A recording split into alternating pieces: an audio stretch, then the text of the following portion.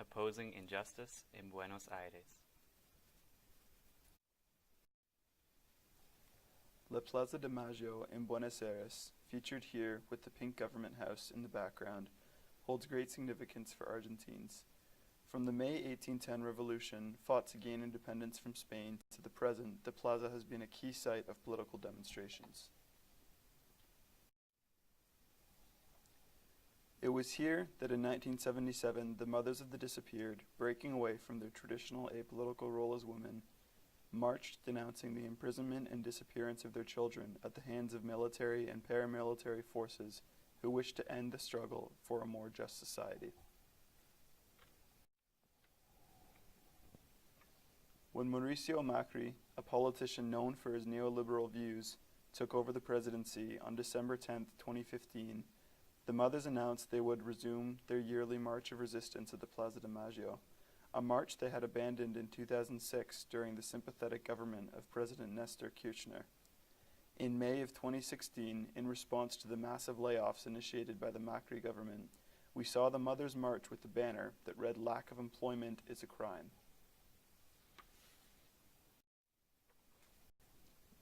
As shown in this picture, taken in May 2015 under the previous Kirchner government, the Plaza de Mayo was regularly open to the public, particularly for national celebrations. On May 25, 2016, the Macri government broke with this tradition as it barred people from entering the site. When we arrived to join in on what we expected would be a joyful celebration of a national holiday, we found Plaza de Mayo barricaded off by the police. This unpopular measure, added to the rapidly rising cost of food and basic utilities, sparked anger and frustration amongst all those who expected to celebrate the national holiday. People gathered around the barricade and voiced their discontent through various signs, chants, and messages to the police on the other side.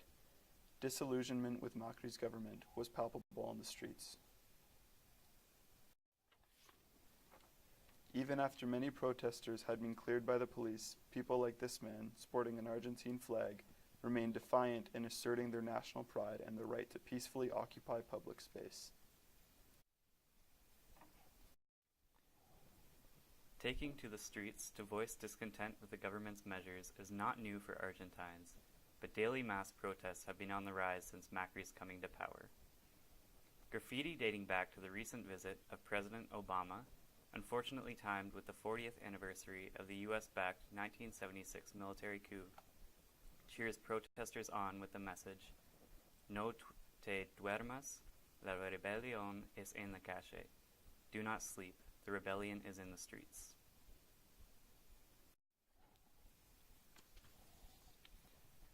The Tupac Amaru, indigenous organization from the north of Argentina, is pictured here during a union protest holding a banner with the faces of Che Guevara, Tupac Amaru, and Eva Perón. The group, which originates in one of the northern provinces of Argentina, was present not just to show solidarity for Argentine workers, but to demand the release of its leader who has been unfairly imprisoned for political reasons by one of Macri's supporters.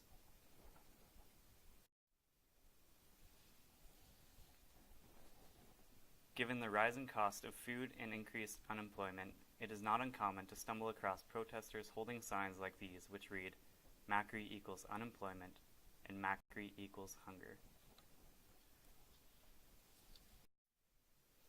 Other signs, like this makeshift one, "Macri thief," suggest that, if held accountable for his actions, Macri deserves to be imprisoned. Though the man carrying the sign was not particularly vocal in his protest, his message resonated with the dozens that cheered him on as he walked through the crowd. Protests in Argentina can have an air of festivity with much chanting, drumming, and eating. It is not unlikely to encounter asado being grilled in the streets with the more expensive short ribs found alongside the more humble chorizo, which is used to make the popular sandwich known as the choripan.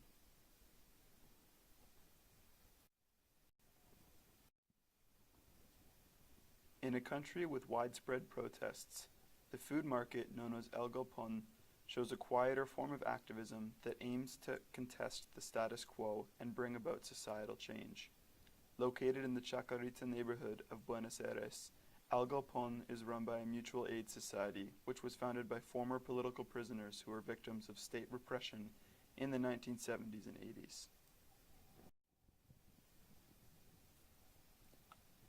The vision behind El Galpon is to bring the producer closer to the consumer by breaking apart the long chain of distribution which has dominated Argentine food systems, ultimately allowing producers to set their own fair prices.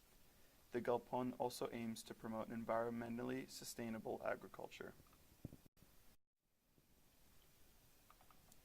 El Galpon's market currently occupies land that had become vacant when the neoliberal Menem government in the late 1990s closed down the railway system that traveled from Buenos Aires to the north of Argentina.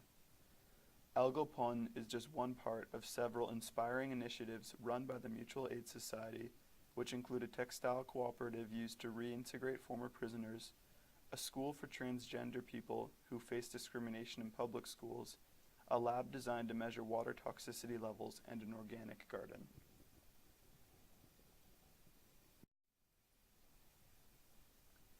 The volunteer-run organic garden, which is adjacent to El Galpon, has been planted over top of the now defunct train tracks. We spent a few days breaking up the soil for a new batch of crops to be planted. Though the property is full of broken glass, rusted metal, and other garbage, the soil is incredibly fertile.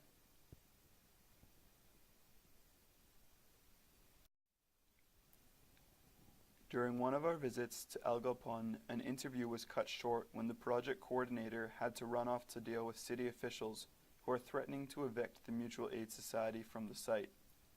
Under the current neoliberal mood, sites like El Galpon, which are currently open to the community and are dedicated to solidarity economies, are at risk of being diverted to more profitable private uses. For many of those we met at El Galpon, and at the many protests we attended, political commitment is measured not just by one's willingness to make one's dissent be known in public space, but by one's daily endeavors to bring about change. Many of the groups present at protests, including La Campora, pictured above, are doing much to create concrete change at the local level for those most affected by the new government's neoliberal policies.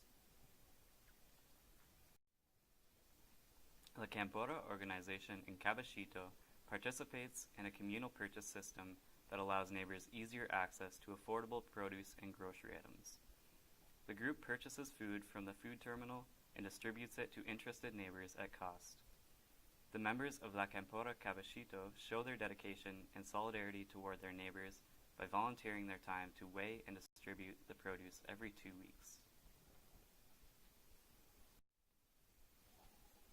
On the day of La Compra, and in preparation for it, La Campora uses public space to get word out about the injustices in the dominant production and distribution system. Here, the sidewalk outside La Campora Caballito became an improvised classroom as an economist explained how recent government measures have contributed to food prices increasing by 50 to 100%. The role of greedy middlemen and agri-food corporations, as well as the absence of state protection for consumers and producers, were emphasized.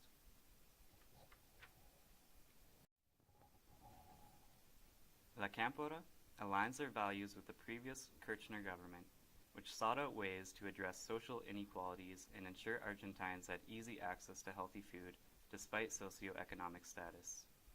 One of their programs, known as Precios Cuidados, guaranteed fixed prices for items that make up a basic food basket. Since the Macri government took over in December of 2015, these programs have been drastically reduced. After our first time helping out with La Compra, the people at La Campora Caballito movingly sang for us the Peronist March, a hymn in honor of working class people and their late leader Juan Domingo Perón. Their passionate political singing amidst bags of freshly bagged carrots and lettuces underscored for us the links between food and politics, and the reasons why so many Argentines today regularly take to the streets to struggle for basic rights.